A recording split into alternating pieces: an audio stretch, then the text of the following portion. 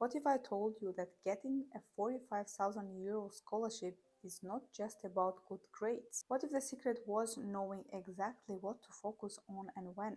Hey everyone, my name is Muhayyo, and today I'm sharing the exact steps I took to secure a life-changing scholarship. Whether you're applying for scholarships now or you just thinking about it, these tips will help you to stand out and get your dream scholarship. Before getting into the details, let me give you a quick background. I come from Tajikistan, and like many of you, I didn't have financial means to study abroad, but I was determined to make it happen. After months of research, hard work, and a bit of luck, I secured a 45,000 euro scholarship to study in Hungary that covered my tuition fee, accommodation, living expenses, and insurance. How did I do it? Here are the 4 steps that made all the difference. The first step is consistency. Scholarships aren't handed overnight. They require dedication and persistence. I spent hours of searching the scholarship that perfectly fit me.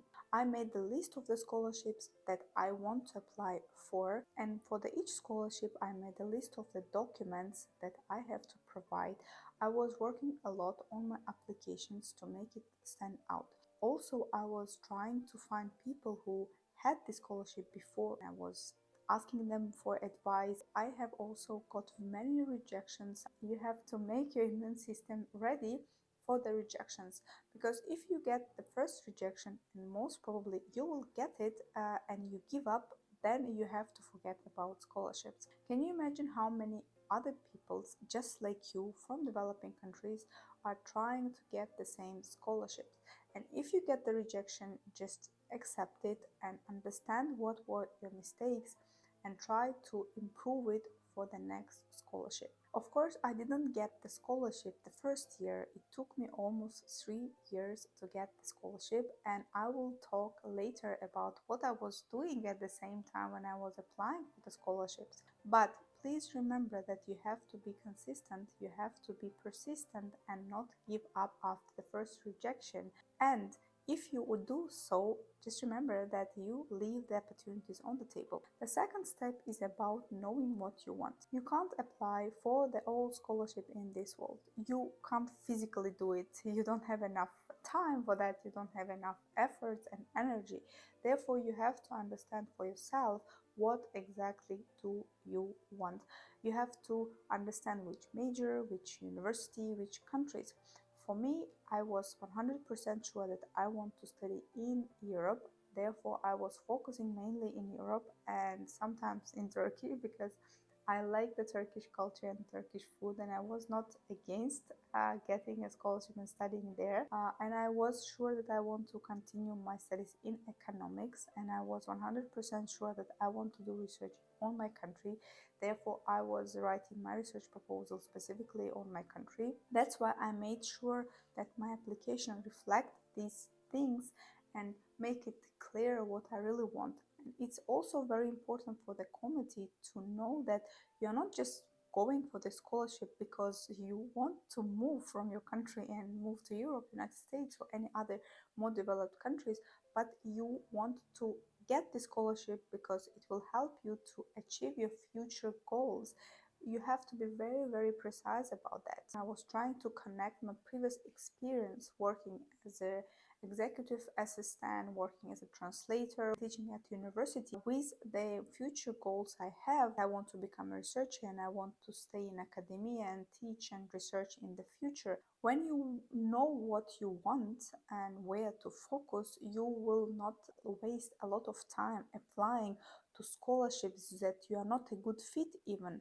You will be applying to a lot of scholarships and your application is so unclear why you want to study biology if you were doing economics in your bachelor degree, or why you want to study psychology if you were studying economics. That's why try to understand what you want and reflect it on your application, and the committee will see it for sure also. The next step is about perfecting your motivation letter. Motivation letter is a chance to tell your story. Here you have to introduce yourself, you have to sell yourself to the committee, why you want this scholarship, why it aligns to your future goals, how it can help you to achieve your future goals. And drafting a motivation letter is not one day work. I remember that I was writing my motivation letter almost for 3 months. I was writing, sending it to my teachers, professors who could help me with that, sharing it with my friends who could read and give me feedback, because it's much easier to see things outside when you are not there, right? So I got a lot of feedback, and I was working on my grammar mistakes and trying to not miss any point and making it as precise as possible. The motivation letter is one of the deciding points here. You have to work on your motivation letter a lot. And if you find a scholarship which has a deadline tomorrow at 8, you can't apply for the scholarship. Of course, you can, of course, but I'm not sure whether you will succeed, because a good motivation letter which is presenting you, which is selling you, which is showing your interest, will take some time. The first step is about doing something while you search for the scholarship. Some people will go for the next step of their studies right away. For example, you are sure that you want to continue your master while being in bachelor, so you don't have to waste time. But in some cases, which was my case also, you finish your studies and you start experimenting, going to different jobs, and you realize that you want to study further. In this case, remember that finding scholarship, applying for that, will take some time, but therefore you shouldn't sit and wait for the results. You have to do something at the same time, because the committees, the scholarships, are looking for people who are well-rounded, who have different achievements, interests, and experiences. In my case, I was looking for scholarships, applying for scholarship for 3 years. Can you imagine? And if I just sat and did nothing and waiting for the results of the scholarships, it will be a nightmare for me, because I would be super stressed, because everything will depend on the scholarship results, and I would be crying and burn out and whatever. But what I was doing, I was teaching at the same time. I was looking for different job opportunities in my country, and I was doing different things at the same time. This is very important thing to understand. For example, you graduated from your bachelor degree and you went to work somewhere, and you realize that you want to uh, go for master degree. This is your perfect time, this 1 year, 2 years, 3 years, to fill your CV, to make your application stand out. Go for internship, go for any kind of volunteering job, be better at your work, current work.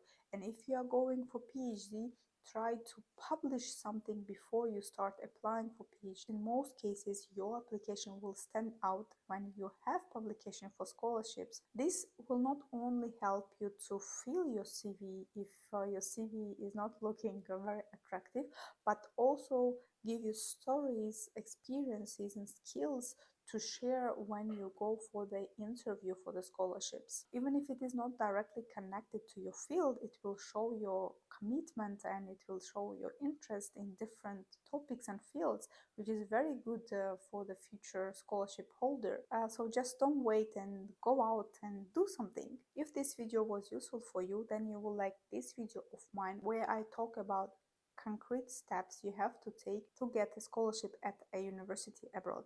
Thank you. See you in my next videos.